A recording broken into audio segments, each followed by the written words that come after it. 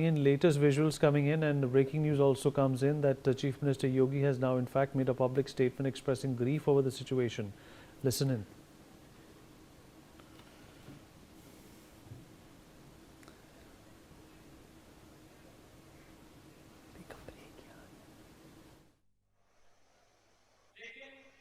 दुख के साथ कहना पड़ रहा है कि अभी अभी मुझे तुरंत जानकारी मिली है, लखनऊ में एक दुर्घटना हुई है। वहां पर एक अग्निकांड की चपेट में कुछ बच्चे आए हैं और उसके कारण उनकी दुखद मौत। प्रशासन वहां पे राहत कार्यों में लगा हुआ है, लेकिन उस दुखद घटना के कारण मुझे तत्काल वापस लखनऊ जाना पड़ रहा है। मैं उन सभी परिजनों के प्रति जिन्होंने अपने परिवार के उन नौजवानों को खोया है, उनके प्रति मैं अपनी संवेदना व्यक्त करता हूं। उन पूरे परिवारजनों के प्रति और इस पूरे मामले के लिए मैंने उत्तर प्रदेश के पुलिस महानिदेशक और अपर मुख्य सचिव गृह को भी कहा है कि वे स्वयं मौके पे जाकर के इसकी रिपोर्ट प्रस्तुत करें। मैं स्वयं भी वहां के लिए प्रस्थान कर रहा हूं, जिससे इस पूरे मामले की तह में हम जाकर के दोषियों को सजा भी दे सकें और उन पीड़ित परिवारों के प्रति अपनी संवेदना भी व्यक्त कर सकें। मैं इस विश्वास के साथ अलीगढ़ के दौरे के लिए अलग से कार्यक्रम बनाऊंगा। आप सभी को इन सभी योजनाओं के लिए हृदय से बधाई देते हुए इन जनप्रतिनिधियों ने Varsha Shahi is joining us live at this point in time to give us more details about what's happening here. Varsha, if you can hear me.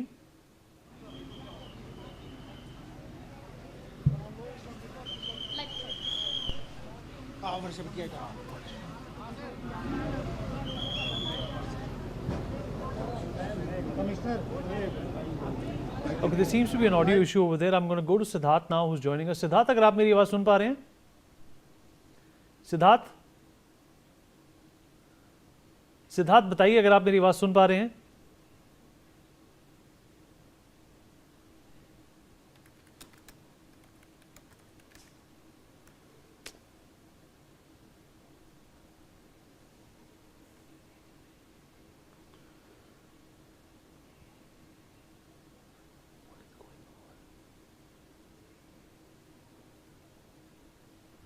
Varsha is joining us again. Varsha, if you can hear me. जी बिल्कुल, देखिए जिस जगह पर मैं मौजूद हूँ आप वो देखिए कि किस तरीके से बिल्डिंग में आग लगी थी और किस तरीके से अभी तक 14 लोगों को रेस्क्यू किया गया है। 14 लोगों की मृत्यु होने की बात कही जा रही है और अभी भी जो वरिष्ठ अधिकारी हैं वो लगातार फील्ड पर मौजूद हैं। डीजीपी राजीव कृष्णा हो या फिर उसके बाद लखनऊ के डीएम विशाख हो, गृह सचिव से लेकर सभी अधिकारी, संजय जी भी मौजूद है। पूरी तरीके से अब जो रेस्क्यू किया जा रहा है उसको लेकर जो आंकड़ों की बात है वो कहीं न कहीं अधिकारियों की तरफ से सामने निकल कर आ रहा है कि 14 लोगों की मृत्यु की बात कही जा रही है। डिप्टी सीएम ब्रजेश पाठक ने साफ तरीके से कहा कि आखिर किस तरीके से मृत्यु हुई है और मृत्यु होने के साथ साथ देखिए एक बड़ी घटना हुई है। जिस तरीके कोचिंग संस्थान में एसी की शॉर्ट सर्किट की बात बताई जा रही है, एसी की शॉर्ट सर्किट के बाद आग लगी है और घटना की स्थिति देखिए कि आखिर किस तरीके से है। लगातार अभी भी रेस्क्यू जो है वो चल रहा है। लगातार धुआं आपको नजर आ रहा होगा कि किस तरीके से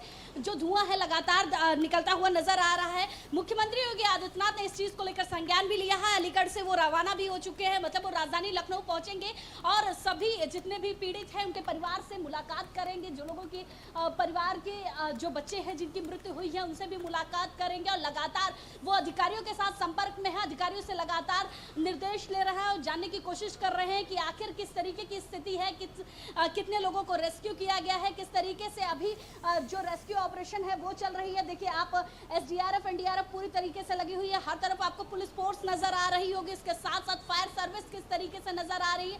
और अभी भी लगातार जिस तरीके से रेस्क्यू चल रहा है, इसमें एक चीज तो साफ है कि जिस तरीके की ये बड़ी घटना हुई है उसमें एक बड़ी जनहानि हुई है। और लगातार ये माना जाता है कि कोचिंग संस्थाओं अगर बनती है तो उसमें फायर एग्जिट, इमरजेंसी एग्जिट रखा जाता है, लेकिन ये रेजिडेंशियल प्लॉट पर जिस तरीके से ये कोचिंग संस्था चल रही थी, एक पूरी बिल्डिंग के अंदर सुराख करके दूसरी बिल्डिंग में घुसने की कोशिश की गई है, तब उसके बाद जाकर रेस्क्यू ऑपरेशन चल पाया है। मतलब एक बड़ी घटना हो गई है और इस तरीके की घटना को लेकर सीएम ने सबसे ज्यादा संज्ञान लिया है। अभी भी लगातार जो अधिकारी हैं, डिप्टी सीएम ब्रिजेश पाठक भी अभी मौजूद है, लगातार वो ये बता रहे हैं कि आखिर किस तरीके से अभी जो स्थिति है उसके बारे में। और लगातार ये माना जा रहा है कि इतना बड़ा जो अग्निकांड हुआ है उसके पीछे जिम्मेदारों को कहीं ना कहीं छोड़ा नहीं जाएगा। लगातार इससे पहले भी एक अग्निकांड की घटना हुई थी जिसमें डीजी फायर सुजीत पांडे ने पूरी तरीके से अलग अलग जगहों पर पहुंचकर उन्होंने संज्ञान लिया था, अलग अलग जगहों पर उनके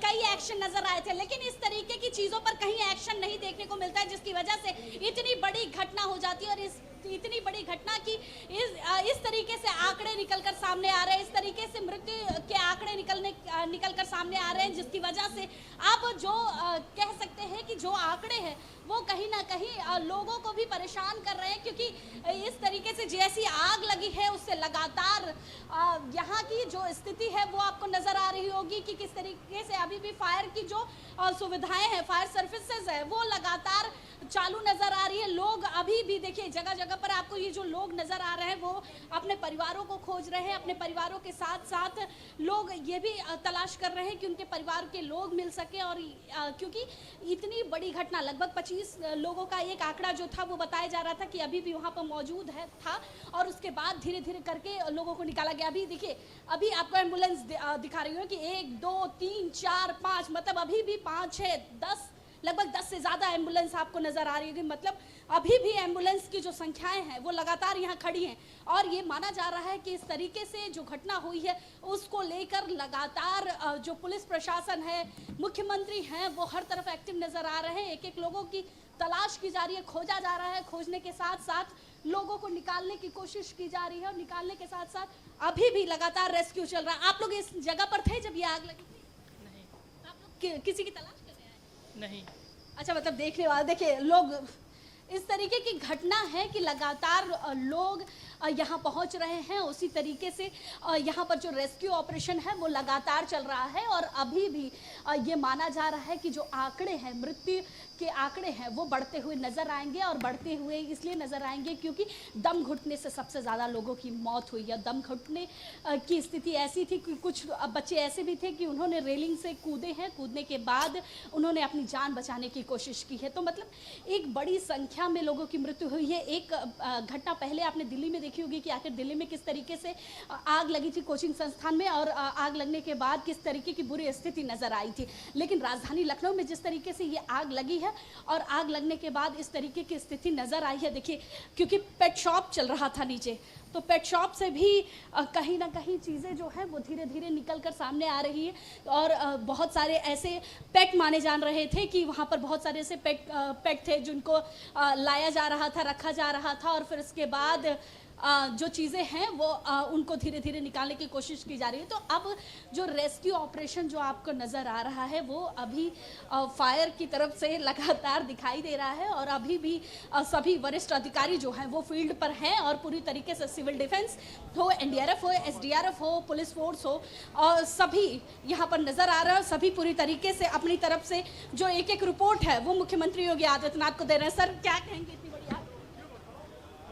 देखिए ये जॉइंट सीपी बबलू कुमार जी थे जो लगातार फील्ड पर मौजूद है, लगातार घटना को लेकर संज्ञान ले रहे हैं, और पूरी तरीके से इस मामले को लेकर एक एक अपडेट मुख्यमंत्री योगी आदित्यनाथ को दिया जा रहा है। पूरी तरीके से जानकारी दी जा रही है कि आखिर जो घटना हुई है उसको लेकर जो एक्टिवनेस है, क्या क्या हुआ, कैसे हुआ, किस तरीके से पूरी जो चीज़ें हैं, प्रक्रियाएं हैं, उसको किया जा रहा है, क्या क्या चीज़ें हो सकती हैं, और अभी किस तरीके से जो रेस्क्यू ऑपरेशन चल रहे हैं उसमें लोगों को बचाया जा रहा है। और अभी भी लगातार जो पूरी टीमें हैं वो आपको यहाँ पर नज़र आ रही है। मतलब अभी जो घटना में कुछ लोगों की बात कही जा रही थी कि कुछ लोगों को और निकाला जा सकता है, वो शायद ढूंढने की कोशिश की जा रही है। अभी भी लगातार लोगों को बचाने की जो प्रक्रियाएं हैं वो लगातार चल रही है। मतलब सोचिए 2 बजे का आग लगा है और अभी तक पूरा रेस्क्यू ऑपरेशन आपको यहाँ पर नज़र आ रहा है। बिल्डिंग पूरी तरीके से जल चुकी है, खाक हो चुकी है पूरी बिल्डिंग।